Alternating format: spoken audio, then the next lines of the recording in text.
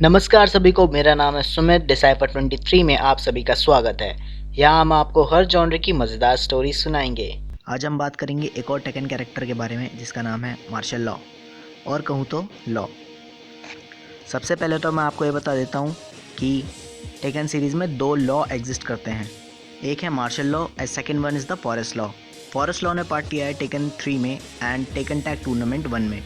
इसके अलावा सारे के सारे पार्टिसिपेशन जो लिए हैं वो मार्शल लॉ ने लिए हैं in the Tekken tournament. Law की नेशनैलिटी है अमेरिकन चाइनीज़ और उसका फाइटिंग स्टाइल है जीट कुंडो। लॉ ट्रिब्यूट है to the legendary martial artist Bruce Lee का, जिसमें उनका इन्फ्लुएंस लॉ की फाइटिंग स्टाइल और उनकी वॉइसेस में दिखता है।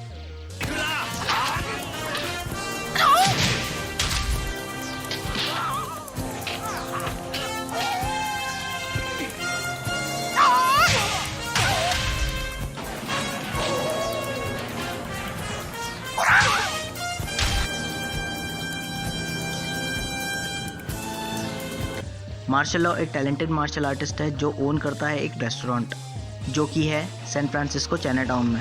मार्शल लॉ के बेस्ट फ्रेंड का नाम है पॉल फिनिक्स और उनमें छोटी मोटी नोकझोंक होती रहती है। अब आते हैं लॉ की ट्रू स्टोरी पे।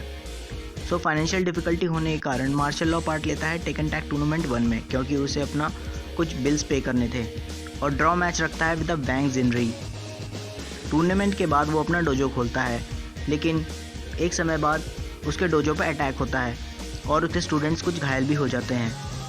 अपने डोजो पर अटैक करने वालों को एवेंज करने के लिए वो एंटर करता है King of Iron Fist tournament 2 में और बिग डोसान को डिफीट भी कर देता है।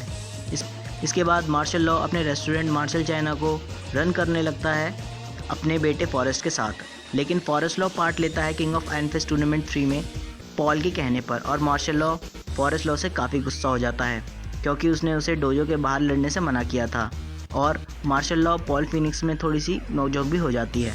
अब मार्शल लॉ एक काफ़ी अच्छा बिजनेसमैन है जो कि अपना डोजो और लार्जेस्ट चाइनीज़ रेस्टोरेंट चेन चला रहा है जिसका नाम है Marshall China. But after a time new restaurant chains rise होती हैं जिससे कंपटीशन बढ़ जाता है, और कुछ साल बाद मार्शल लॉ बैंकरप्ट हो जाता है।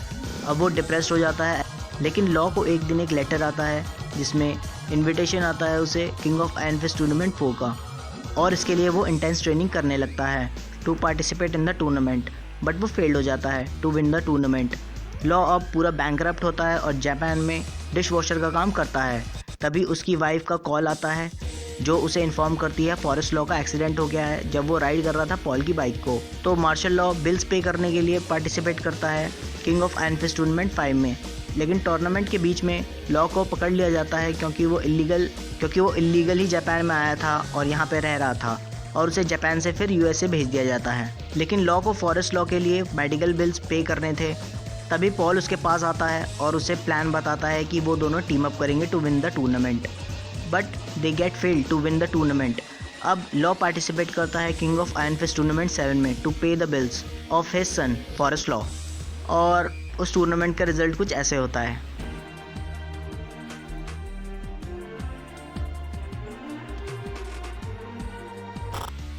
इसके अलावा मैं बात करूं तो लॉ मेरा one of the favourite character है, और लॉ के कॉम्बोज तो सुपर्ब हैं।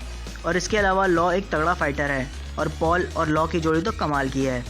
लॉ ने कुछ मूव्स ली चाओलॉन को सिखाए हैं, और जैसे हमें स्टोरी से पता चलता है कि लॉ अपनी फैमिली से और अपने डोजो के स्टूडेंट से बहुत प्यार करता है। लॉ के कुछ मूव्स ऐसे हैं जो माइंड ब्लोइंग हैं। उनमें से एक मेरा फेवरेट है ड्रैगन कैनन, देख लीजिए।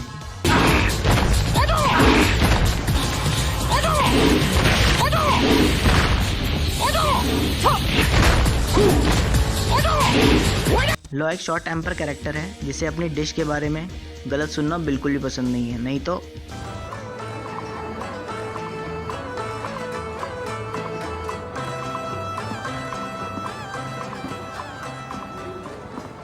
Man, the food here sucks. We have to pay for this?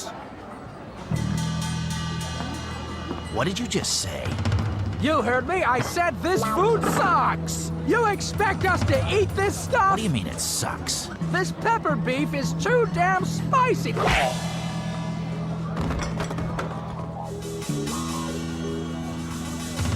What are you talking about?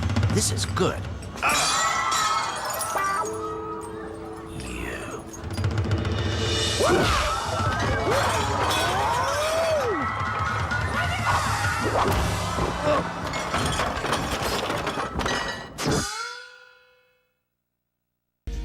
अगर आपको ये स्टोरी पसंद आई तो हमारे चैनल को लाइक, शेयर और सब्सक्राइब ज़रूर कर दें। तब तक के लिए मिलते हैं। अच्छी बात, बाय बाय।